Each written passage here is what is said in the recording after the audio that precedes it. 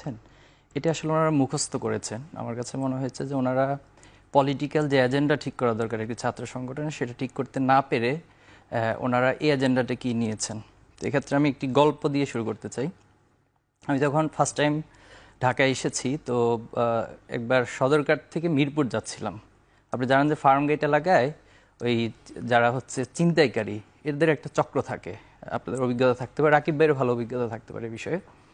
তো সেখানে যখন গিয়েছি জানলার পাশ থেকে মোবাইল টান দেওয়া হয়। তো টান দেওয়ার পর দেখা গেছে যে বাহিরে এবং ভিতরে অর্থাৎ গাড়ির ভিতর থেকেও একটা গ্রুপ এই চোর চোর চিন্তাকারী বলে চিৎকার দিয়ে ওঠে। তো দেখা গেল পরে যারা ভিতর থেকে চিৎকার দেয় তারাও চিন্তাকারী, যে মোবাইল নিয়ে গেছে সেও চিন্তাকারী, তার আশপাশে যারা থাকে সবাই চিন্তাকারী। তো রাকিব ভাইয়ের গল্পটা মানে গুপ্ত বলাটা আমার কাছে কেন জানি সেটার সাথে বেশ সিমিলার মনে হয়, যে গুপ্ত গুপ্ত। এখন আসেন আমি যদি রাকিব ভাইকে প্রশ্ন করি যে গত 15 বছর ওনাদের কাউন্সিল কতটি হয়েছে, কতটিতে কমিটি আছে, ইভেন এই 5ই আগস্টের পরে যে বাংলাদেশ, এখানে তো ওনারা কাউন্সিল দিতে পেরেছেন। আমি ওনাকে প্রশ্ন করতে জানি কতটি শাখায় কাউন্সিল দিতে পেরেছেন। ছাত্র শিবির মতো একটি সংগঠন আমরা সোহরাওয়ার্দী উদ্যানে আমাদের সদস্য সম্মেলন করেছি ডিসেম্বর 31 তারিখ। জাস্ট 11 দিনের ব্যবধানে আমাদের 132টি শাখা সব জায়গায় আমরা কমিটি দিয়েছি এবং কমিটিগুলো আমরা সোশ্যাল মিডিয়া সহ সব জায়গায় প্রচার করেছি। এরপরে আসেন আপনি যদি কার্যক্রমের দিক থেকে আসেন, যে ছাত্র শিবির একটা সায়েন্স ফেস্ট করেছে, এটা তো আলহামদুলিল্লাহ গোপনেই করেছি আমরা, ঠিক না? আপনারাও দেখেননি মিডিয়াতে, রাইট? এরপর হচ্ছে আমরা সদস্য সম্মেলন করেছি, আশা করি এটাও খুব গোপনে হয়েছে, রাকিব ভাই এটা দেখেননি। আমরা আমাদের বইমেলা স্টল আছে, আশা করি রাকিব ভাই সেটাও দেখছেন না, এটা ওনার চোখে আসে না। এরপরে আমরা ঢাকা ইউনিভার্সিটিতে ফ্রি মেডিকেল ক্যাম্প করেছি, প্রত্যেকটা হলে হলে সকল ছাত্ররা দেখেছে, শিক্ষার্থীরা দেখেছে, সবাই দেখেছে, সারা বাংলাদেশ সবাই দেখেছে, কিন্তু আমার রাকিব ভাই দেখেন না। এরপর হচ্ছে আমি একটু শেষ করবো প্লিজ, যেহেতু ইস্যুটা হচ্ছে এবং এটা আশা করি সলভ হয়ে যাবে আজকের পরে। যদি রাকিব ভাই এরপরে এই প্রসঙ্গটা আনে তাহলে রাকিব ভাইকে আমি ওই চোরের গল্পের বাহিরে আসলে কোনোটাই আমি স্বীকৃতি দিতে পারবো না, সে চোরের গল্পটার মধ্যে আমাকে থাকতে হবে রাকিব ভাইকে নিয়ে।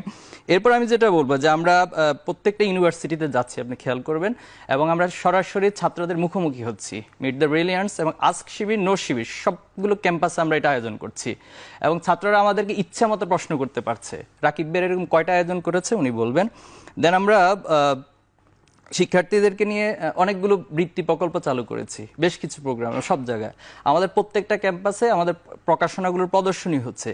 তাহলে রাকিব ভাই কোন সেন্স থেকে কোন যুক্তিতে গুপ্ত বলে, এটা রাকিব ভাই ভালো জবাব দিতে পারবে।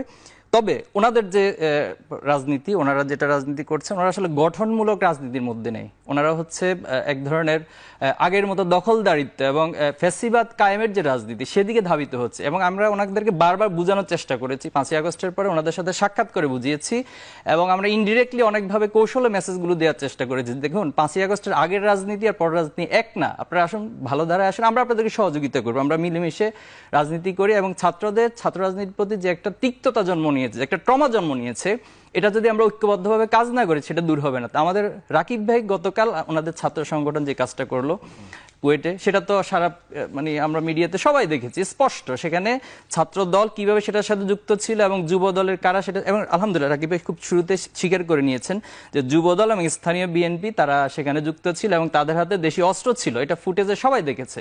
এখন তো আর 1990 সাল 80 সাল না, যেখানে সোশ্যাল মিডিয়া নেই, কারো হাতে মোবাইল নেই, শুধুমাত্র যদি ক্যাশ মানে যেটা ভিডিও ক্যামেরা সেটা ছাড়া কিছু নেই, বিষয়টা তা না।